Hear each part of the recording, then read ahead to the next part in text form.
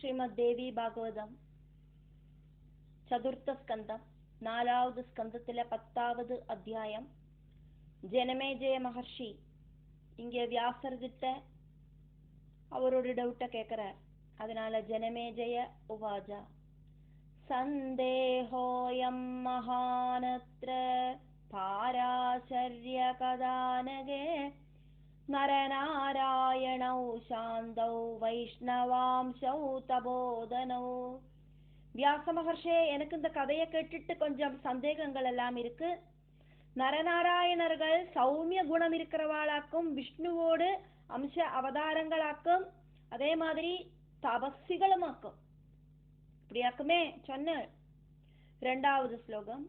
தீர்த்தாஸ்ரமௌ சத்வயுக்தௌ வன்யாஷண பரௌ சதா தர்மபுத்ரௌ மகாத்மானௌ தாபசௌ சத்ய சம்ஸ்திதௌ.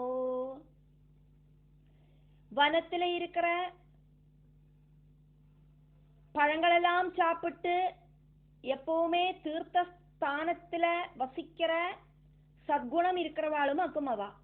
அவ தர்மனோடு புத்திரர்களாக்கும், சத்திய சந்தர்களாக்கும், மகாத்மாக்களாயிருக்கிற தாபசர்களும் ஆக்கும். 3வது ஸ்லோகம். கதம் ராக சமாயுக்தௌ ஜாதௌ யுத்தே பரஸ்பரம் சங்கிராமம் சக்ரதுக்கஸ்மாத் த்யக்த்வா தபிமனுத்தமம். அவ எப்படியாக்கும் அவளுக்கு யுத்தத்துல இன்ட்ரெஸ்ட் உண்டாச்சு. அவ சொன்னாலே பிரகலாதங்கிட்ட தபஸ்லையும் யுத்தத்திலையும் எங்களுக்கு ஒரே மாதிரி தாற்பயமாக்கும் இருக்கு அப்படின்னு. அவளுக்கு யுத்தத்துல தாற்பயம் உண்டானது எப்படியாக்கும்? அத்தியுத்தமமான தபோனிஷ்டைய வேண்டான்னு வச்சுட்டு என்னத்துக்காக்கும் பிரகலாதன் கிட்ட அவ யுத்தம் பண்ணினது? 4வது ஸ்லோகம். பிரஹ்லாதேன சமம் பூர்ணம் திவ்யவர்ஷசதம் கில ஹித்வா சாந்தி சுகம் யுத்தம் கிருதவந்தௌ கதம் முனி. ஆத்மசாந்தி கொண்டு உண்டாகிற சுகம் வேண்டான்னு வச்சுட்டு இந்த 2 முனிகளும் 100 திவ்ய வருஷம் பிரகலாதன் கிட்ட யுத்தம் செய்யறதுக்கு என்னவாக்கும் காரணம்? 5வது ஸ்லோகம். கதம் தௌ சக்ரதுர்யுத்தம் பிரஹ்லாதேன சமம் முனி கதயஸ்வ மகாபாக காரணம் விக்கிரஹஸ்ய வை. அவ பிரஹ்லாதன் கிட்ட எப்படி யுத்தம் பண்ணினா? ரொம்ப ரொம்ப சிரேஷ்டனாயிருக்கிற வியாசா, அவ அப்படி யுத்தம் செய்யறதுக்கு ஏதாவது ஒரு காரணம் உண்டாகுமே. காரணம் இல்லாம காரியம் உண்டாகாதே. அந்த காரணத்தை சொல்லி தருங்கோ அப்படின்னு இங்க ஜனமேஜயன் வியாசர் கிட்ட கேட்கிறார். 6வது ஸ்லோகம்.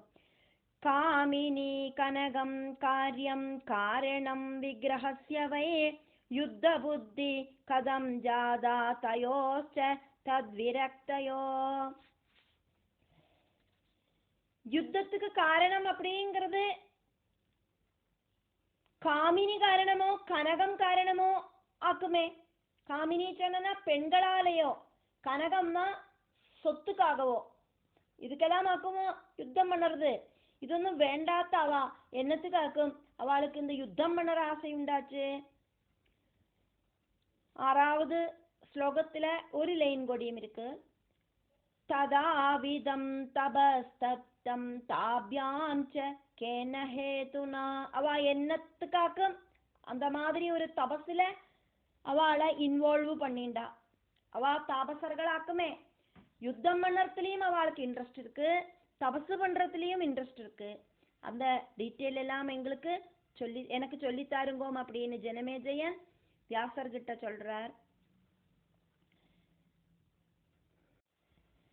7வது ஸ்லோகம். மோகனார்த்தம் சுகபோகார்த்தம் ஸ்வர்கார்த்தம் வா பரந்தப கிருதமத்யுத்கடம் தாப்யாம் தப சர்வ ஃபலப்ரதம். என்னத்துக்காக்கும் அவ தபஸ்ல இன்வால்வ் ஆனா? அதனோட கண்டினியூஷன் ஆயிட்டாக்குமே இந்த ஸ்லோகம். அதனால ஆசைகள் சாதிக்கிறதுக்காக்குமா அவ தபசு பண்ணினா? சுகபோகங்களுக்காக்குமா தபசு பண்ணினா? சொர்க்க சுகத்துக்காக்குமா தபசு பண்ணினா? என்னத்துக்காக்கும் அவ ரொம்ப ரொம்ப சிரேஷ்டமா இருக்கிற, ஃபலப்பிரதமா இருக்கிற எல்லா பலங்களையும் கொடுக்கிற தபஸ செஞ்சது. 8வது ஸ்லோகம். முனிப்யாம் சாந்த சித்தாப்யாம் பிராப்தம் கிம் ஃபலம் அத்புதம் தபசா பீடிதோ தேஹ சங்கிராமேண புனః புனः. சௌமிய சுபாவமாயிருக்கிற நரநாராயணர்கள் தபசு செய்ததுனால என்ன பிரயோஜனம் உண்டாச்சு? தபசால அவளோட சரீரம் க்ஷீணிச்சது. அதே மாதிரி யுத்தத்தால மறுபடியும் அந்த சரீரம் இன்னும் கொஞ்சம் கூட க்ஷீணிச்சது. அவளுக்கு அந்த தபசால என்ன பிரயோஜனம் உண்டாச்சு? தபசு செஞ்சிட்டும் அவளுக்கு யுத்தம் செய்ய வேண்டி வந்ததே. 9வது ஸ்லோகம். திவ்ய வர்ஷசதம் பூர்ணம் ஸ்ரமேண பரிபீடிதோ நராஜ்யார்த்தே தினே வாபி நதாரேஷு கிரகேஷு ஜா. 100 திவ்ய வருஷம் தேவர்களோடு வருஷத்துக்காக்கும் இந்த திவ்ய வருஷம் அப்படின்னு சொல்றது. 100 திவ்ய வருஷம் அந்த யுத்தம் செஞ்சு அவளோட சரீரத்தை க்ஷீணிப்பிச்சா. ராஜ்யத்துக்கோ தனத்துக்கோ ஸ்திரீக்கோ கிரகத்துக்கோ ஆசைப்பட்டுண்டல்ல அவ அந்த யுத்தத்தை செஞ்சது, தபசும் இருந்தது. 10வது ஸ்லோகம்.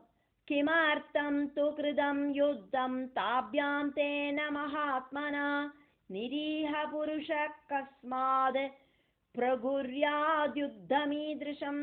பின்ன என்னத்துக்காக்கும் அவ அந்த மகாத்மாவாயிருக்கிற பிரகலாதனுமாயிட்டு அடிகூடினது? ஒரு ஆக்ரஹமும் இல்லாதவன் என்னத்துக்கு இப்படி யுத்தம் பண்ணணும்? 11வது ஸ்லோகம். துக்கதம் சர்வதா தேஹே ஜானன் தர்மம் சனாதனம் சுபுத்தி சுகதானீஹ கர்மாணி குருதே சதா. எல்லா விதத்திலையும் சரீரத்துக்கு துக்கம் உண்டாக்குறதாக்கும் யுத்தம். சனாதன தர்மம் தெரியற புத்திமான் எப்பவும் சுகப்பிரதமான கர்மங்களாக்குமே செய்வன். 12வது ஸ்லோகம். ந துக்கதானி தர்மஜ்ஞ ஸ்திதிரேஷா சனாதனே தர்மபுத்ரௌ ஹரேரம்சௌ சர்வஜ்ஞௌ சர்வபூஷிதௌ. ஒருபோதும் துக்கம் கொடுக்கக்கூடிய கர்மங்கள் சனாதன தர்மம் தெரியற ஒருத்தர் செய்ய மாட்டார். ஹே தர்மஜ்ஞா வியாச பகவானே, இதாக்குமே சாஸ்வதமான நியமம் அப்படின்னு ஜனமேஜயன் வியாசர்கிட்ட கேட்கிறார். தர்மதேவனோட புத்திரர்களான அந்த நரநாராயணர்கள் பகவான் ஹரியோடு அம்ச அவதாரமாக்குமே, சர்வ ஞானிகளாக்குமே, எல்லா குணங்களும் இருக்கிறவாளாக்குமே. இப்ப அவளுக்கு கூடியும் யுத்தம் பண்ணணும் அப்படிங்கிற ஆசை வந்துடுத்தே. 13வது ஸ்லோகம். கிருதவந்தௌ கதம் யுத்தம் துக்கம் தர்ம விநாசகம் த்யக்த்வா தபசமாதீதம் சுகாராமம் மகத்ஃபலம். சிரேஷ்டமான பெனிஃபிட்டை கொடுக்கிற ஆனந்தத்தை உபேட்சிச்சு அவ தர்மத்துக்கு எதிராயிருக்கிற துக்கப்பிரதமாயிருக்கிற இந்த யுத்தத்தை என்னத்துக்கு செஞ்சா? 14வது ஸ்லோகம். சாம்யுகம் தாருணம் கிருஷ்ணா நைவ மூர்கோபி வாஞ்சதி ஸ்ருதோ மயா யயாதேஸ்தோ ச்யுத சொர்கான் மஹீபதி. ஹே வியாச மகர்ஷே, பயங்கரமான யுத்தம். ஒரு புத்தி இல்லாதவன் கூடியும் ஆசைப்பட மாட்டான். யயாதி மகாராஜா சொர்க்கத்திலேருந்து கீழே தொப்பக்கடின்னு விழுந்துட்டார் அப்படின்னு நான் கேள்விப்பட்டிருக்கேன். 15வது ஸ்லோகம்.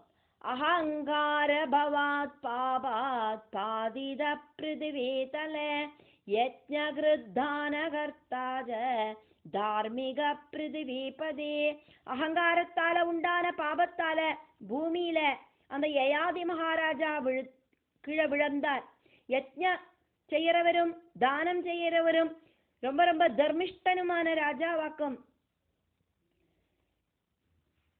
நான் அப்படின்னு ஜனமேஜயன் இங்க சொல்லறார்.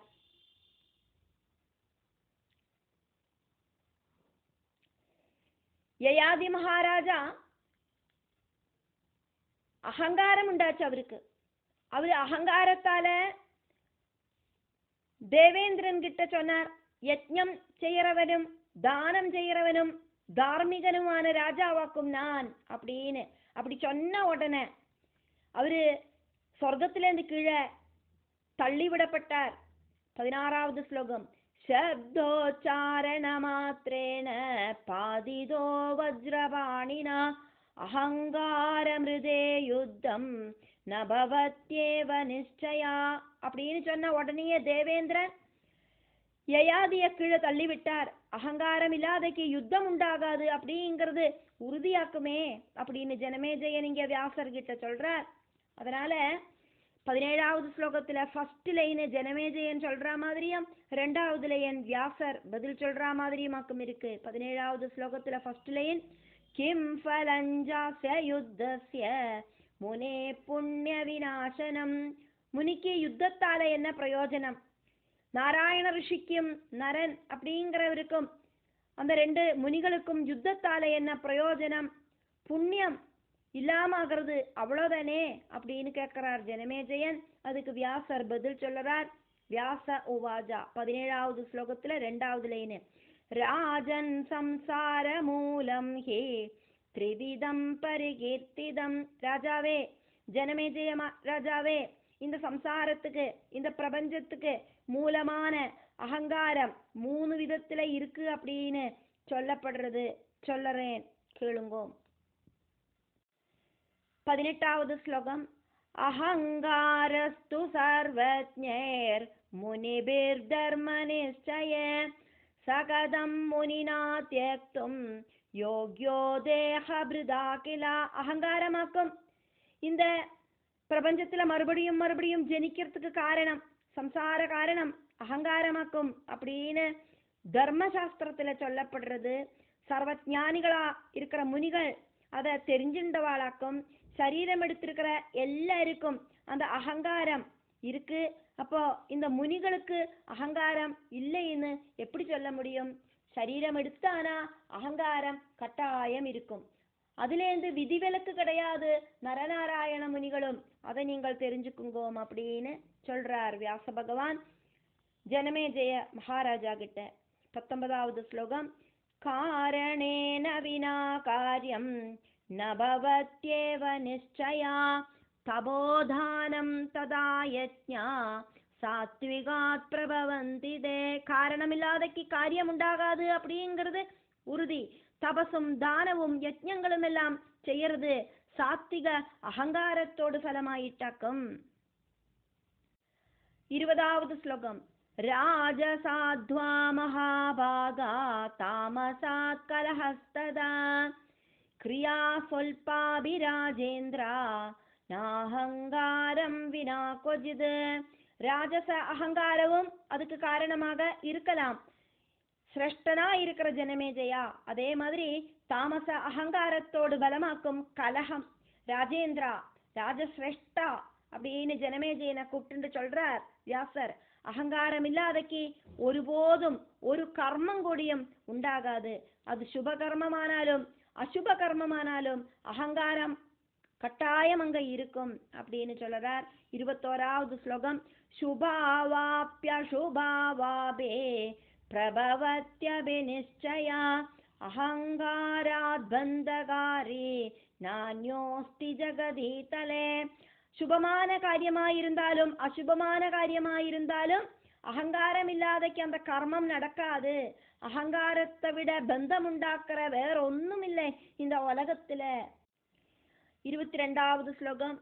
ஏனேதம் ரஜிதம் விஸ்வம் கதம் தத்ரஹிதம் பவேத் பிரம்மா ருத்ரஸ்ததா விஷ்ணுரஹங்காரயுதாஸ்துவமே. இந்த பிரபஞ்சம் உண்டாக்கப்பட்டிருக்கிறதே அகங்காரத்தாலேயாக்கும். அப்போது அந்த பந்தனம் இந்த பிரபஞ்சத்துக்கும் இல்லாம வருமா? பிரம்மாவும் ருத்ரனும் விஷ்ணுவும் எல்லாமே அகங்காரம் இருக்கிறவாதான். 23வது ஸ்லோகம். அந்யேஷாம் சைவ வார்த்தா முனீனாம் வசுதாதிபா அகங்காராவிருதம் விஸ்வம் பிரமதீதம் சராச்சரம். ஜனமேஜய ராஜாவே, அப்போது நரநாராயணர்கள் அப்படிங்கிற அந்த முனிகளோடு விஷயம் வேற எப்படி இருக்கும்? அசையறதும் அசையாததுமான இந்த உலகம் அகங்காரத்தால மூடப்பட்டு சுற்றி கறங்கிறது. அதை நீங்கள் தெரிஞ்சுக்குங்க.